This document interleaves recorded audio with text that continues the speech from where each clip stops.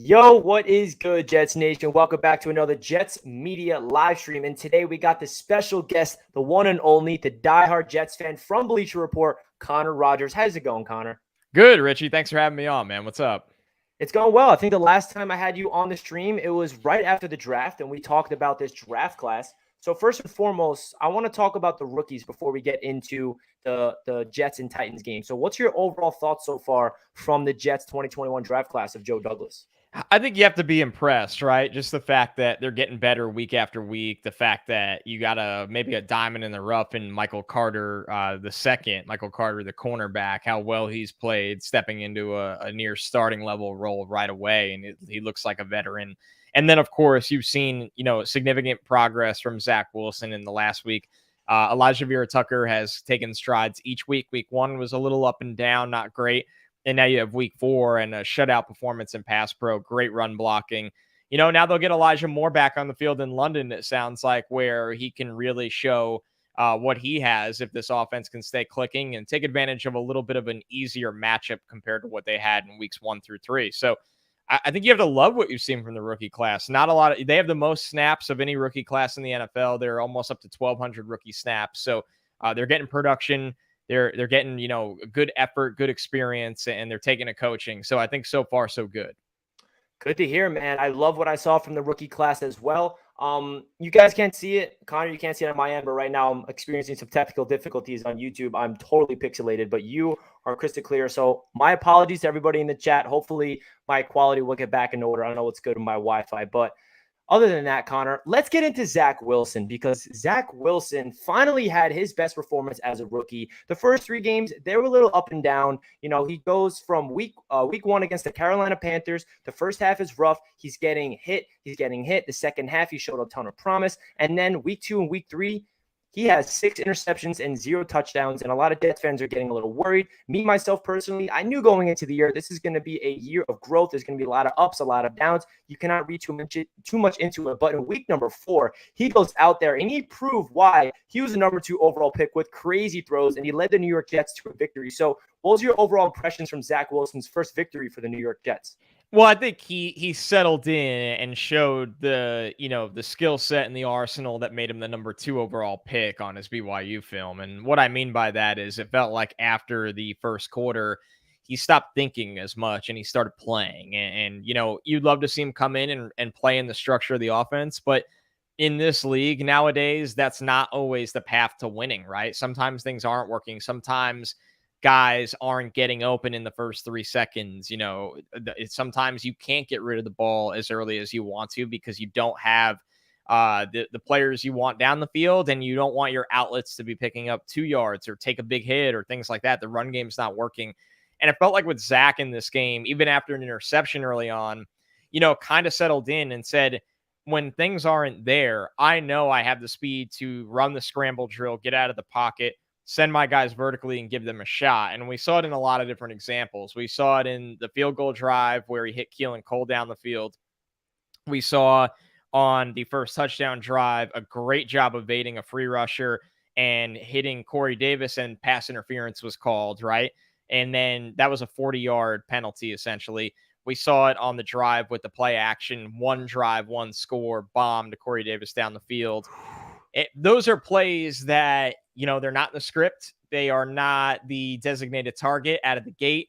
And they're things that can win you a lot of football games. The rest will come with Zach Wilson. He's 22. He's getting the speed of the game. He's getting the timing of the game. Perfect example. Overtime throw to Keelan Cole. The deep corner route to the sideline, perfect ball, perfect timing. Talk about seeing it. Even the play where he dropped the snap and hit Crowder on the crosser with Corey Davis, he saw that before the play. So Zach is starting to see things a little better, but he also needs to be himself and play some backyard football, make things happen on his own. And guys got to catch the ball. And this week they did. No coincidence. Guys caught the ball and they scored some points. And it felt like he got back to being the player that he was in college, and why that can translate to the pros. Yeah, and it's great to see Zach Wilson take that next step. And I feel like we saw more instinctual Zach Wilson, where he was rolling out of the pocket and all those explosive plays that you alluded to. And my assessment of the Jets' first part of the season is I feel like they were in every single game. And the reason why we're 1-3 in my eyes is because the offense is taking a little time. And what I mean by that is the defense. They've been playing really good ball under head coach Robert Saleh and defensive coordinator Jeff Ulbrich. I feel like Jets fans' expectations going into the year for the defense, especially with the injuries of Carl Lawson and all those guys, we didn't really expect him to be playing at the level that they're doing right now. So what's your thoughts about this Jets defense getting 7 sacks of Ryan Tannehill? And most importantly, the young defensive backs exceeding everybody's expectations, because that was the biggest question mark going into this year. Bryce Hall is establishing himself as one of the most upcoming, cornerbacks in the league. And I know that you are really into the NFL draft, so you probably had a high grade on him going into the 2020 draft. So give your thoughts overall about how this NFL Jets defense is doing so far. Yeah, well, when you're not a star-studded defense, you can have success by doing two things. And one, that's being well coached, which they are, and two, playing together, which they do. And those two things kind of blend together, especially at the level that the NFL, is. And, you look at Bryce Hall, he's somebody that I had, expected to be a second-round pick, serious injury. And then I only docked him around for that and had a third-round grade on him, and he goes in the fifth to the Jets, and now he looks like an above-average starter at corner, which those guys are drafted in the top 50 year after year. So, I mean, it's a really well-coached group, and they really have bought in, and they really take to C.J. Mosley's leadership and Jeff Ulbrich's play calling, where, they understand in zone coverage their responsibilities. They are showing a little bit when they're asked to play man coverage that we don't care that I'm a day 3 corner, an undrafted corner, or a year 2 day 3 corner. I can line up one-on-one and run with guys and be physical and play the football. So, and most importantly, going back to them being a cohesive unit, the secondary is sticking to what they're coached to do, and the defensive line is getting home in time to stop that. And that's trusting each other, right? Because the way their defense is called, especially when they go very zone heavy, veteran quarterbacks can take advantage of that. But no quarterback on planet Earth can take advantage of that if they're on the ground or being moved from their spot within 3 to 5 seconds. And it's been a combined effort. Bryce Huff is looking like the speed rusher this team has looked for the last 10 years. John Franklin Myers' versatility on the inside and outside. Quinnen Williams working through double teams. Sheldon Rankins doing a great job on passing downs, third downs. Even Shaq Lawson and Nathan Shepard had some wins on Sunday against the Titans. So the rotations are working. CJ Mosley in the middle of the field, really seeing everything and being the superstar linebacker he was brought here to be. And a lot of young corners on the back end, just trusting what they're told to do. And that goes a long way. And they're really all bought in. And is it the perfect group? No. But is it right now performing like a top 10 group in the NFL? Absolutely. They got a veteran quarterback on tap this weekend against Matt Ryan. It's not a gimme, no matter how bad the Falcons are. Cordero Patterson has been really good as a receiving back. We know Calvin Ridley and Kyle Pitts are capable of. But if this defense continues to execute the way they have, following the coaching staff and buying into this system, they should have a shutdown or they should do enough to keep the Jets in the game on Sunday like they have done weeks 1 to 4. Yeah, man, I feel like CJ Mosley is the most important part to this defense. Jets fans have been waiting for him to do something ever since he signed that big contract. We all know what he did to us in 2019 against the Buffalo Bills week number 1. That was like one of the craziest experiences we had, only for a half, didn't last that long. And then, as we know, he ruptures his groin, he's out for the year, and then he opts out. So Jets fans have been waiting for CJ, and he's here. He's playing like an all-pro. He is the quarterback of the defense. He made an audible, which usually never happens in Robert Saleh's system that he mentioned. So you did mention CJ Mosley a little bit, but I just want you to talk about him a little more and how important he is for this Jets defense, not only his play on the field, but his leadership and his ability to understand what's coming and really getting the young guys in the right spots. Well, especially without Marcus May on Sunday, because now you have guys on the back end that are either new, that once again can be undrafted players, street free agents that have not been here starting, right? If you have Marcus back there, and it did come up a couple plays, there was some big screens to running backs that they missed tackles. And if that doesn't happen when Marcus May is on the field, and on the flip side for CJ Mosley, it's rare to see a linebacker go out to the defensive backs who are 24, 23 years old, have played in the NFL for a month, and tell them what to do, and checking out of man to zone or checking from zone to man and doing a lot of great things like that, getting your defensive line set up, right? Because let's not forget, that's a really young group. I think the average age of the player on this roster is 25 years old. They are the youngest team in the NFL. CJ Mosley's not even 30 years old yet, but CJ Mosley is the guy out there that has won a national title at Alabama, has played at a high level for the Baltimore Ravens for a long time, that everybody looks at and goes, he doesn't just talk about it. He's actually about it. We trust him. We follow him. We know he's had a successful football career. And the guy played 100 snaps on Sunday, right? He's battling, going car crash after car crash with Derrick Henry over and over again.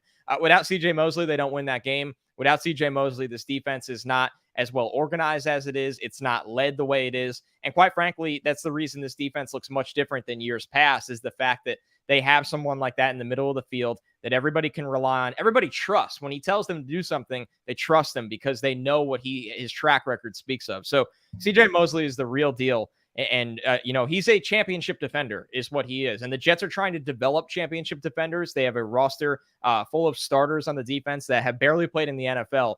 And he's the guy that they all should follow, and they are. Exactly. I feel like his leadership is such an important part to this Jets defense, and not only the defense, but the entire team, because everybody loves CJ Mosley and his leadership qualities. Now, let's get back to Zach Wilson, because we talked about his performance against the Titans. So what do you want to see from Zach Wilson when it comes for the rest of his rookie season, especially this Sunday in London against the Atlanta Falcons? Are there certain qualities you want to see him clean up? Because even though he had explosive play after explosive play on Sunday, there were some things he needs to work on, such as, making the right plays in the clutch. That he could have ended in regulation at 3rd and 10 to Corey Davis. He could have ended it to Ryan Griffin in the red zone. And sometimes he tends to really, rely on his arm talent a little too much, and he doesn't step into his throws, because we know he has the arm talent. But what do you want to see from Zach Wilson as he progresses through his rookie season to really get back on track? Hit the layups and be balanced, right? You don't be something you're not. You're not Mac Jones, all right? You're not Andy Dalton.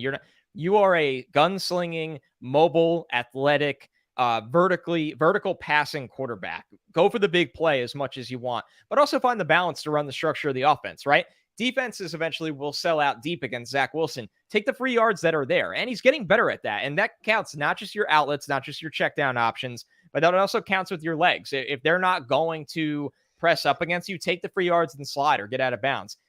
Like I said, hit the layups. It's sickening to sit here as I sit here in my home and call a deep out a layup. But I know for a layup, that's a layup for Zach Wilson. Hit it to Corey Davis on the deep out. He's open. He's open right there. Put it in his hands and end the game.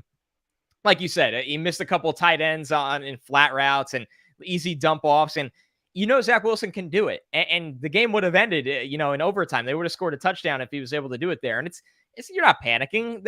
He's gonna hit those things. They're gonna come, but you want to see him take advantage of those, because when the easy stuff starts consistently and routinely hitting for Zach Wilson, paired with 1 to 2 to 3 of the really hard plays that we saw on Sunday, and I think he had 4 of those, which is pretty crazy in today's game, you're going to have a franchise quarterback. You're going to have a special player. And I think it's all going to slow down for him. I thought Sunday it really did slow down for him. It didn't look anything like it, against Belichick, against Fangio's defenses. Everything slowed down for him, and he remembered why football's fun, why he's a special talent at the quarterback position. And I think it's all going to be put together, and it's going to be a little of a roller coaster, but he's going to slowly get better week after week. So speaking of Zach Wilson, now let's talk about a supporting cast around him. I think the offensive line definitely had their best performance against the Tennessee Titans. Zach Wilson was sacked once, and that's also Zach Wilson getting rid of the ball quickly. That's also Zach Wilson rolling out to the right, and that's a big step for Zach Wilson and the offensive line. And also talk about the receivers and the running back room. So what's your overall thoughts about the supporting cast around Zach Wilson? And also, you can bring up Mike LaFleur and your assessment on him so far through the first 4 games.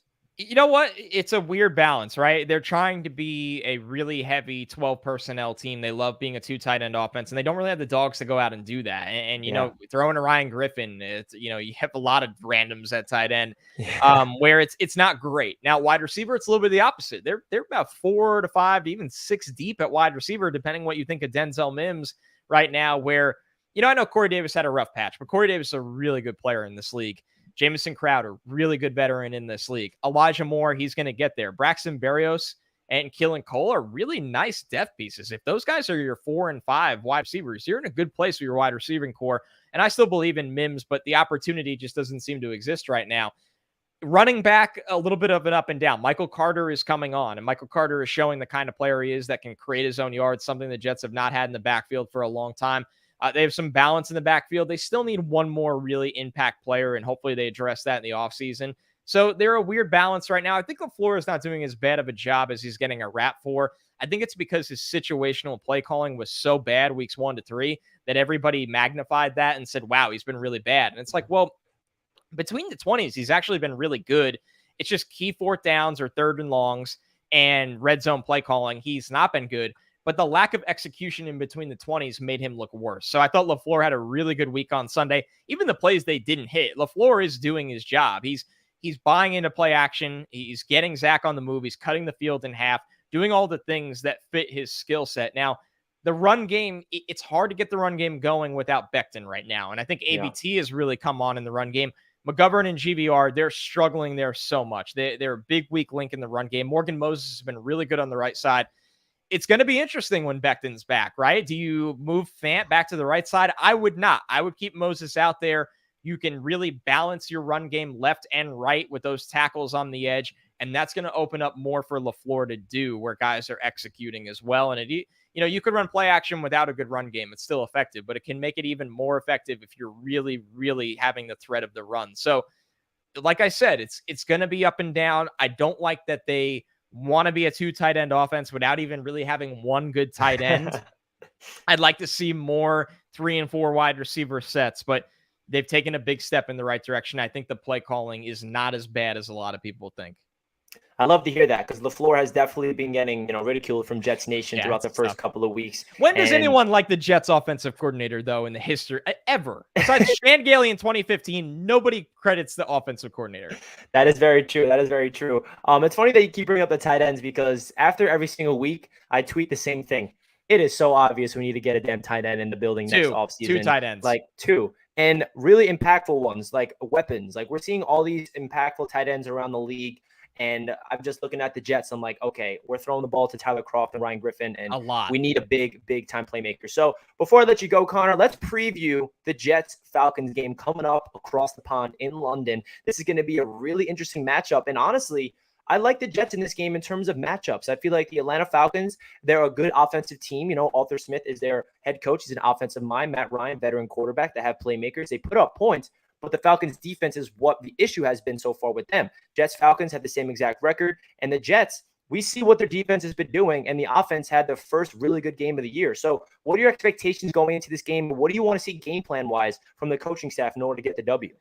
So on offense, this is a team that they can push the ball vertically against. They should be able to do that. And I think they could even establish the run a little bit in this game, which is something they have not done very well. Maybe against New England, but Zach kind of threw that game away.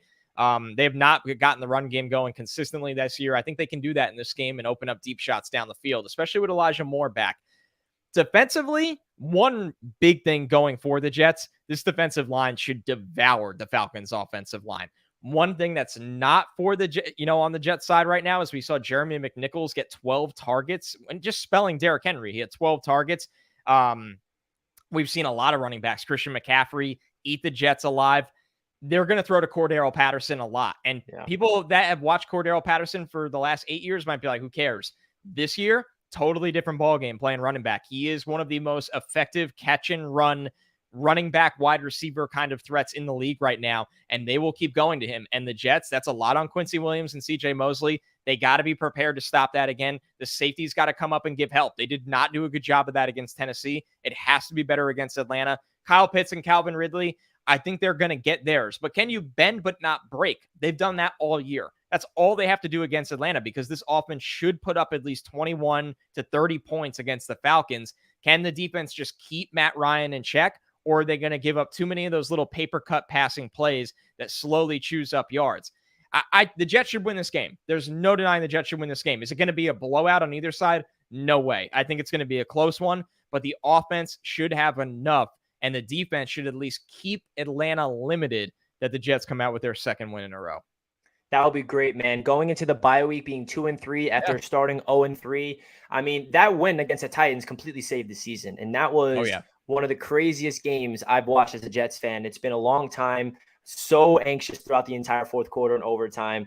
Man, what a win from the Jets going up against the Atlanta Falcons. Cannot wait to see them at 9:30 in the morning. I know. That's going to be awesome. Well, Connor, cool. It was great to have you on the show. I can't wait to have you on again.